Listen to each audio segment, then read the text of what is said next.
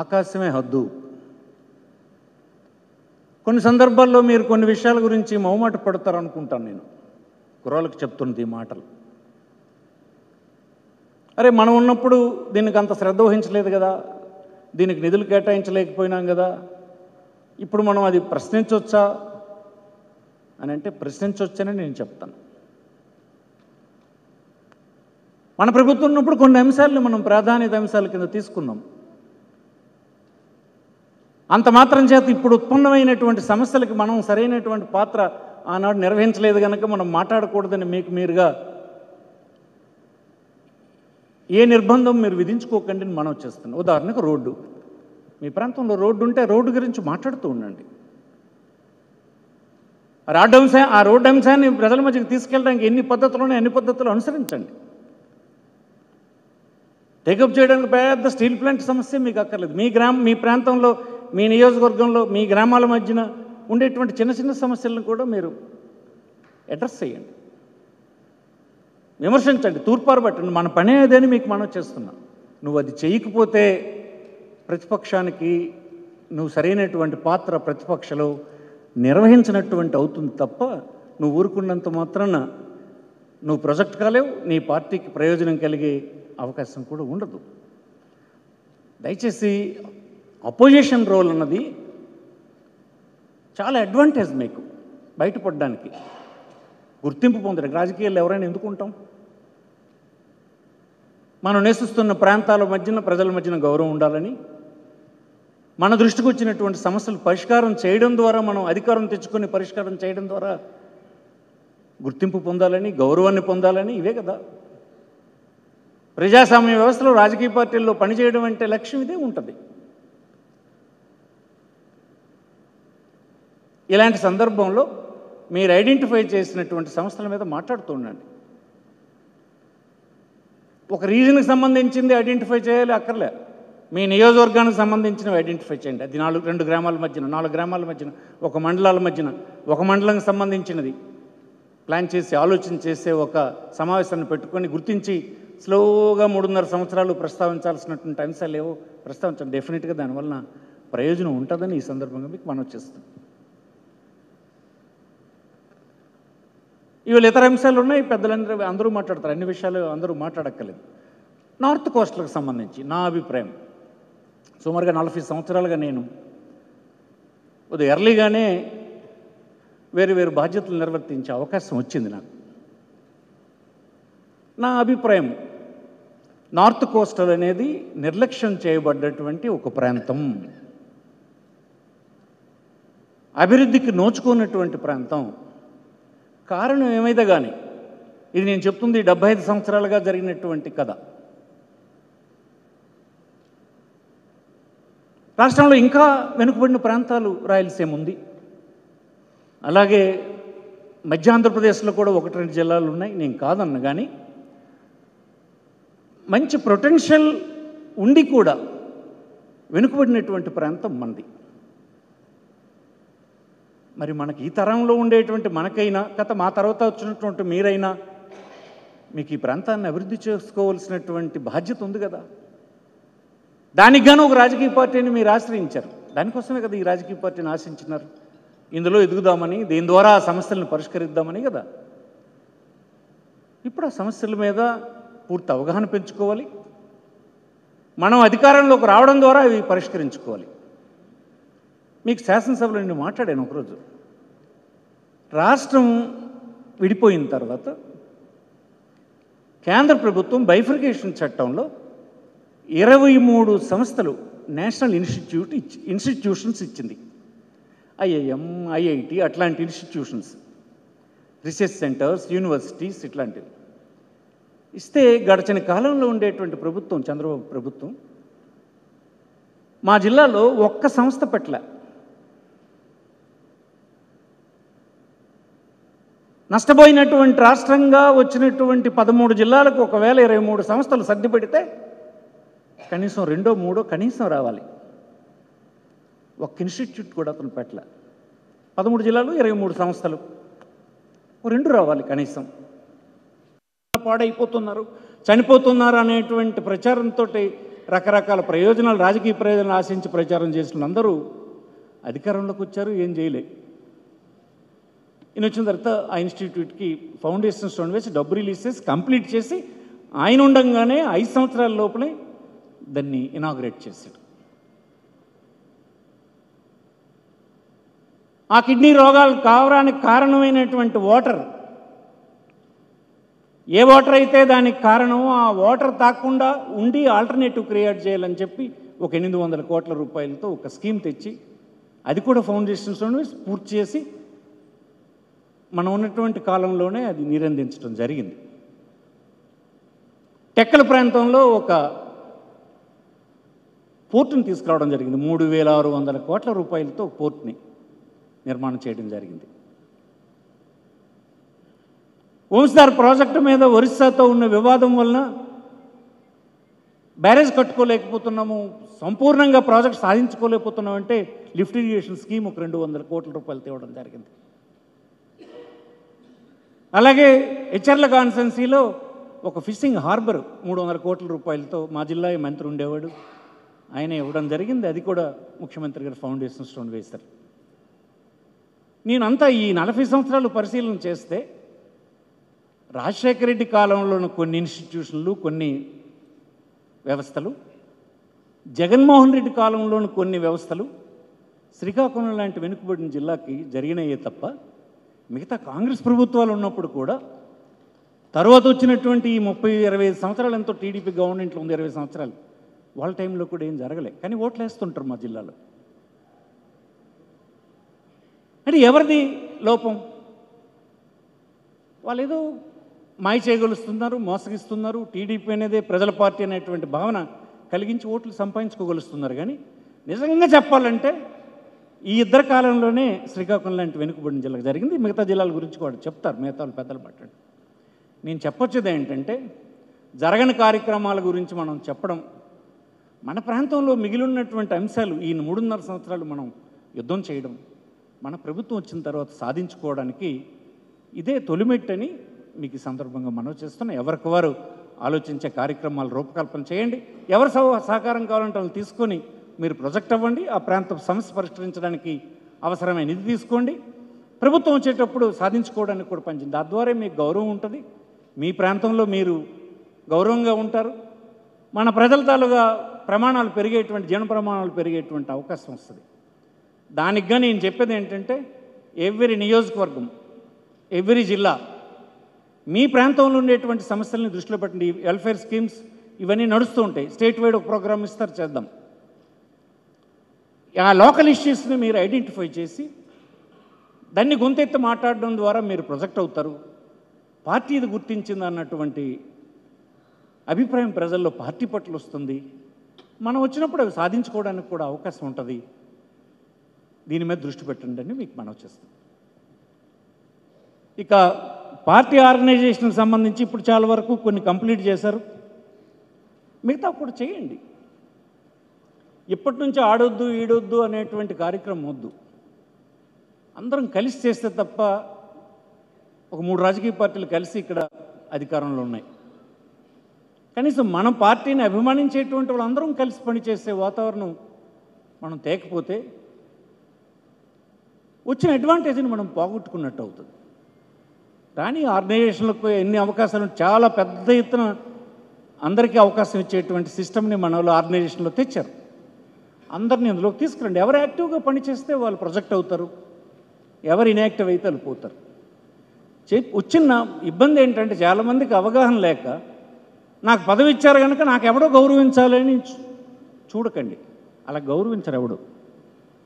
నువ్వు నీ పార్టీలో నీకున్న బాధ్యతల ద్వారా నిర్వర్తిస్తున్నటువంటి విధులు, నీ బాధ్యత, నీ తాలూకా కర్తవ్యం చూసే ఇతరులు గౌరవిస్తారు తప్ప, నాకు పార్టీ ఒక కండు వేసింది కనుక నాకు గౌరవించాలంటే గౌరవించరు. ఎవడెందుకు గౌరవిస్తారు మీకు? మీరు ఏ రోల్ ప్లే చేస్తున్నారో చూసి దాన్ని బట్టి నీకు గౌరవం వస్తుంది. ఆ రోల్ ప్లే చేయడానికి పార్టీలో ఒక అవకాశం వచ్చింది, చూస్తే బిగిన్ చేయండి. నన్ను డయాస్ మీద పిల్లలేదు, నన్ను మా మీటింగ్లకు పిల్లలేదు, ఫోన్ చేసి డిస్ట్రిక్ట్ ప్రెసిడెంట్ అయితే చెప్పలేదు. చెప్పడు డిస్ట్రిక్ట్ ప్రెసిడెంట్, అదే పనేటి. నీకు ఆల్రెడీ ఇచ్చారు, నీకు ఒక రోల్ ఇచ్చారు, నువ్వు యాక్టివ్. పిలిస్తే నువ్వు కార్యకర్తవు, లీడర్ బాబు. నువ్వే యాక్ట్ చేస్తే నువ్వు లీడర్. నియంతలు నువ్వుగా యాక్ట్ చేస్తే, నువ్వు ఒక కార్యక్రమం రూపకల్పన చేస్తే నువ్వు లీడర్. ఎవడో పిలవాలని చూస్తే నువ్వు కార్యకర్త, వాడి కింద పనిచేసేటువంటి వ్యక్తి కింద మిగిలిపోతావు. దయచేసి యంగర్ జనరేషన్ అంతా ఈ నియమం పాటించండి. నేను ఆర్గనైజ్ చేస్తే నేను చిన్నవాడిని అయిపోతున్నాను అనుకునేది అది రివర్స్. నువ్వు ఆర్గనైజ్ చేయకుండా ఎవరి చేతో పిలిపించుకున్నావంటే నువ్వు కార్యకర్తవు, పిలిచిన వాడు లీడర్ అయిపోతాడు. నువ్వు పిలిచి నువ్వు లీడర్గా ఎదుగు. ఎప్పుడు అలా ఉండాలి ఆలోచన తప్ప అంతకంటే కిందకు దిగడానికి ఎప్పుడు ప్రయత్నం చేయకండి. రాజకీయాల్లో అలాగే ఒకడు కూడా ఎంకరేజ్ చేయడు, కూడా పిలుచుకుని నీకు ప్లాట్ఫామ్ ఇవ్వడు. నీ అంతలో నువ్వు లాక్కోగలగాలి, నువ్వు ఒక ఇంపార్టెంట్ రోల్ ప్లే చేయాలి. దయచేసి దృష్టిలో పెట్టుకోండి అని మనం చేస్తున్నాం. ఆర్గనైజేషన్లో ఇతర పోస్టులన్నీ నింపండి. అది ఇప్పుడే అధ్యక్షుల తాలూకు అభిప్రాయం చెప్పాడు కన్నబాబు. అన్నీ పూర్తి దాకా నింపాలన్నది ఆయన కోరిక కదా. ఆర్గనైజేషన్ చేయాలని ఆ పద్ధతిలో చేయాలనుకుంటే అది మనం కింద బాధ్యత నిర్వర్తించడమే. దీనికి గాను ప్రతి గ్రామానికి ఒక ఇన్ఛార్జిని పెట్టండి. మీకు 270 పోలింగ్ స్టేషన్లు ఉంటాయి. గత గ్రామ పంచాయతీలు అయితే సుమారుగా ఒక 120, 130 ఉంటాయి. 130 మందిని మీరు నియోజకవర్గం అంతా సెలెక్ట్ చేసి ఒక్కొక్కరికి ఒక పంచాయతీని అలాట్ చేసి కంప్లీట్ చేయండి. ఏకదం అయిపోతాయి. నువ్వు ఒక్కరే తిరిగితే ఎన్ని రోజులు తిరిగినా అవ్వదు. ఆ ఫార్మెట్ ఇచ్చి నువ్వు చేసుకొని రా అని చెప్పి అతన్ని అడిగేటువంటి బాధ్యత 4-5 గొప్ప చెప్పండి. ఫాస్ట్గా కమిటీలన్నీ కంప్లీట్ అయిపోతాయి. వీళ్ళంతవరకు అందరినీ ఇన్వాల్వ్ చేయండి. మీటింగుల్లో నేను చూస్తుంటాను, ఎక్కువ మీటింగులు మన జరుగుతున్నటువంటివి మండల స్థాయి, గ్రామ స్థాయి, నియోజకవర్గం స్థాయి, జిల్లా స్థాయి జరుగుతున్నప్పుడు ఇతరుల్ని మాట్లాడించే పని చేయండి. పార్టీ లీడర్సు కొద్దిగా తగ్గి, అంటే ఆ ప్రాంతంలో నేను ఇంపార్టెంట్ అనుకుంటున్నటువంటి వాళ్ళు కొద్దిగా తగ్గి కొత్తగా వస్తున్న వాళ్ళ చేత మైక్ ఇచ్చి మాట్లాడించే పని చేయండి. ఒకసారి మైక్ తీసుకుని పార్టీ గురించి, పార్టీకి సంబంధించిన అంశాలు షేర్ చేసుకున్నాడు అంటే అతను ఆ మీటింగ్ దగ్గర నుంచి ఇంటికి వెళ్ళిన తర్వాత 10 రెట్లు ఉత్సాహంతో నాది పార్టీ అనే భావంతో పనిచేస్తాడని మీకు ఈ సందర్భంగా మనం చేస్తాం. చాలామంది మీరు ఎప్పుడు నలుగురు టైం అయిపోతుంది అని అయినప్పుడు టైం 3 మాట్లాడేసి ముగించదు అంటారు. వద్దు, ఎక్కువ మంది చేత మాట్లాడించే పని చేయండి. అది గ్రామస్థాయి మీటింగ్ అయినా, మండల స్థాయి మీటింగ్ అయినా, నియోజకవర్గ స్థాయి మీటింగ్ అయినా, జిల్లా స్థాయి మీటింగ్ అయినా టైం ఎక్కువ ఇచ్చి ఎక్కువ మంది చేత మాట్లాడించి కొత్త వాళ్ళ చేత మాట్లాడించే పని చేయండి. తద్వారా కమిట్మెంట్ పెరుగుతుంది, అతనిలో రెట్టింపు ఉత్సాహం వస్తుంది చేసేవాడి మధ్యన. ఇవన్నీ చిన్న చిన్న ట్రిక్లే కానీ మనం నిర్లక్ష్యం కొన్ని ప్రాంతాల్లో చేస్తుంటారు. అది దృష్టి పెట్టుకోండి అని మనం చేస్తున్నాం. ఈ బ్యాక్వర్డ్ రీజన్కి సంబంధించి మన ప్రాంతం గురించి నేను చెప్పాను కదా, మనం కన్సిడరబుల్గా రాజశేఖర రెడ్డి గారు ఉన్నప్పుడు, జగన్మోహన్ రెడ్డి గారు ఉన్నప్పుడే ఎందుకంటే వాళ్ళది కూడా బ్యాక్వర్డ్ ఏరియా. రాయలసీమలో వాళ్ళ ప్రాంతాలు కూడా బ్యాక్వర్డ్, మన జిల్లాలో మన స్టేట్లోనే అవే కదా. అవి అందుకోసం మన బాధలు తెలుసు. ఎంతో కొంత వీళ్ళ టైంలో మనకు సంబంధించినటువంటి 3 జిల్లాల్లోనూ బాగా జరిగాయి. అది మనం ప్రొజెక్ట్ చేసే పని చేయాలి. ఒక ప్రాంతం పూర్తిగా వెనుకబాటుతనంతో కానీ ఉండిపోతే చాలా పెద్ద ప్రమాదం కూడా ఉంది. మనం ఇమీడియట్గా మనం ఈ ప్రాంతకు సంబంధించిన బాధ్యత వహిస్తున్న లీడర్స్ కనుక బాగా వెనుకబాటుతనం ఉంటే ప్రమాదం ఏమవుతుందని అంటే, ఇతర ప్రాంతాల వాళ్ళు ఈ ప్రాంత ప్రజల తాలూగా ఆపర్చునిటీస్ని లాగేసుకుంటారు. అలాగే ఇక్కడ ఆస్తులన్నీ చాలా వరకు పోయినాయి. ఇక్కడ ఉన్నటువంటి ప్రజల తాలూగా ఈ 3 జిల్లాల ప్రజల ఆస్తులన్నీ వేరే చేతికి వెళ్ళాయి. మీరు చూడండి కావలిస్తే. ఎక్కడ సాలూరులో ఎవరు ఉంటారు? పెద్ద పెద్ద వ్యవసాయ క్షేత్రాలు వచ్చినాయి. వాళ్ళది రాజ్యాంగబద్ధంగా తప్పని నేను అన్నాం. ఈ దేశంలో రాజ్యాంగబద్ధంగానే వాళ్ళు వచ్చారు, వాళ్ళు ఇన్వెస్ట్మెంట్ పెట్టారు. కానీ ఎందుకు అలా అంత జరిగింది? ఒక ప్రాంతం బాగా అభివృద్ధి చెందిపోయింది ముందు. వారికి దేశంలో ఉండేటువంటి అన్ని అవకాశాలను అందిపుచ్చుకునేటువంటి చైతన్యం వచ్చేసింది. చదువుకున్నారు, ప్రపంచంలో వచ్చిన టెక్నాలజీని తెచ్చుకున్నారు, ఇన్స్టిట్యూషనల్ ఫైనాన్స్ తెచ్చుకున్నారు. అది ఇతర ప్రాంతాలు, వెనుకబడిన ప్రాంతాలకు వచ్చి తీసుకున్నారు, ఆపర్చునిటీస్ని లాగేసుకున్నారు. ఇది నాయకులుగా ఉన్నటువంటి మనం నిర్లక్ష్యం చేస్తూ ఉంటే, మన ప్రాంతం అభివృద్ధి చెందడానికి మనం ప్రయత్నం చేయకపోతే మనం తప్పు చేస్తున్నట్టు లెక్క.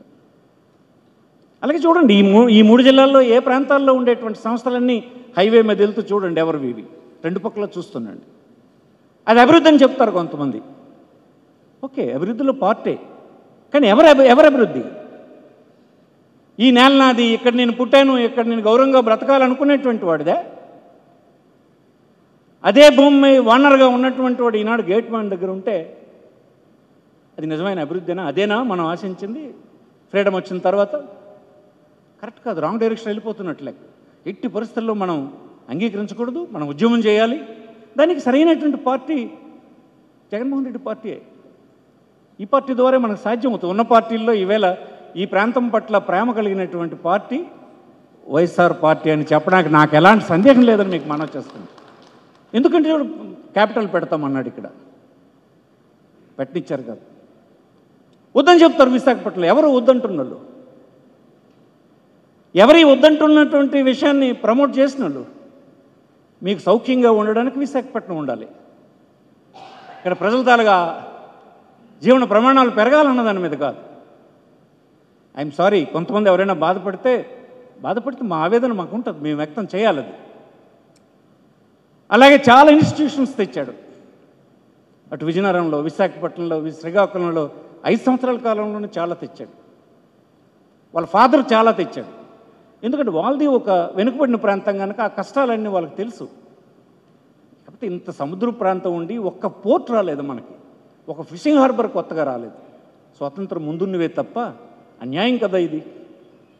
2 లక్షల కోట్ల బడ్జెట్ ఏంటి? పట్టుమని ఒక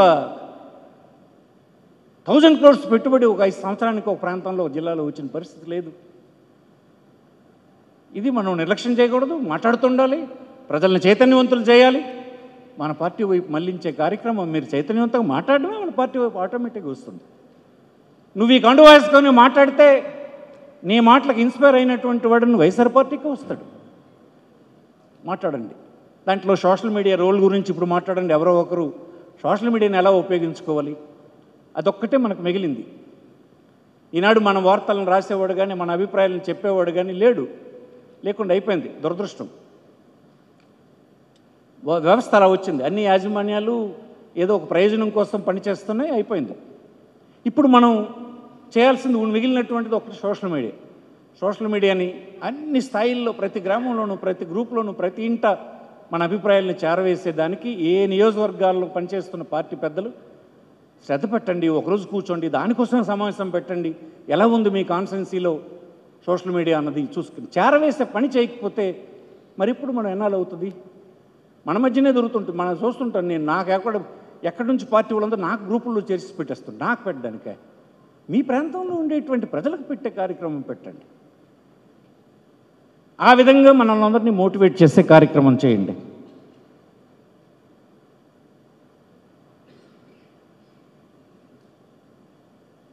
ఇలాంటి మీటింగ్లో ఇంకెక్కువ గంట మాట్లాడడానికి నా అవకాశం తక్కువ. కానీ ఈ ప్రాంతంలో జగన్మోహన్ రెడ్డి గారు వస్తున్నారు.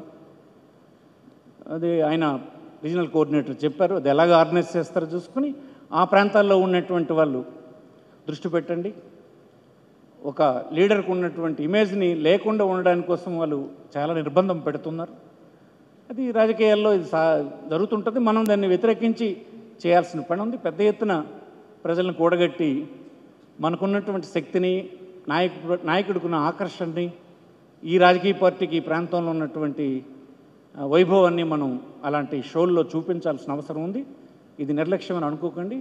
ఎవరి పాత్రలు నిర్వహించి ఎవరి కాన్ఫిడెన్స్ రీచ్లో ఆ ప్రాంత పెద్దలందరూ కూర్చొని మొబిలైజ్ చేసి మనం వెల్కమ్ చెప్పేటువంటి కార్యక్రమం చేయాలని మిమ్మల్ని అందరినీ కోరుతున్నాం. అలాగనే ఇప్పుడే చెప్పినటువంటి ఇతర విషయాలు, స్టీల్ ప్లాంట్కి సంబంధించి భిన్నమైన అభిప్రాయాలు. మన స్టాండ్ అయితే స్టీల్ ప్లాంట్కి క్యాపిటివ్ మైన్స్ ఇచ్చి దాన్ని నిలబెట్టాలన్న స్టాండ్లోనే మొదటి నుంచి ఉన్నాం.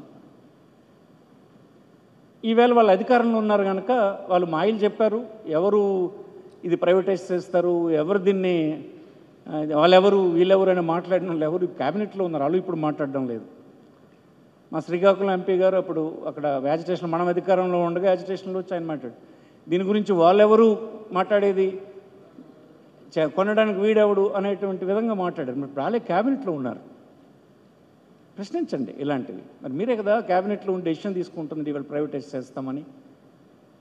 ఆనాడు చెప్పింది ఏంటి, ఇప్పుడు ఏం జరుగుతుంది అన్నది ప్రశ్నించాలి. ఇలాగే అన్ని విషయాల మీద ఏం జరుగుతుందో తర్వాత చూద్దాం. మనమైతే దొరికిన ప్రతి అంశాన్ని వినియోగించుకోవాలని ఈ సందర్భంగా మనవి చేస్తున్నాం.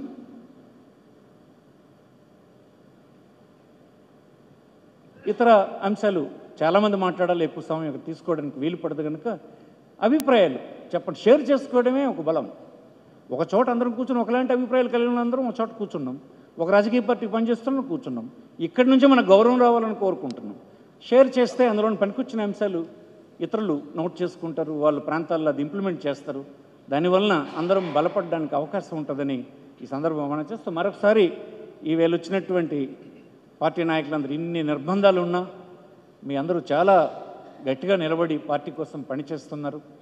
భవిష్యత్ అంతా మీది, మా తరం అయిపోవచ్చింది, మేము కూడా రిటైర్ అయిపోయే స్టేజ్కి వచ్చేసాం కనుక భవిష్యత్తు మీరు నిర్మాణం చేసుకోండి. దానికి చేయూతనిచ్చే కార్యక్రమం మేమంతా చేస్తామని ఈ సందర్భంగా మనవి చేస్తూ మరొకసారి రీజనల్ కోఆర్డినేటర్ని ఈ సమావేశం ఏర్పాటు చేసినందుకు అతనికి సహకరించినటువంటి వారికి అభినందనలు తెలియజేస్తూ సెలవు తీసుకుంటాం.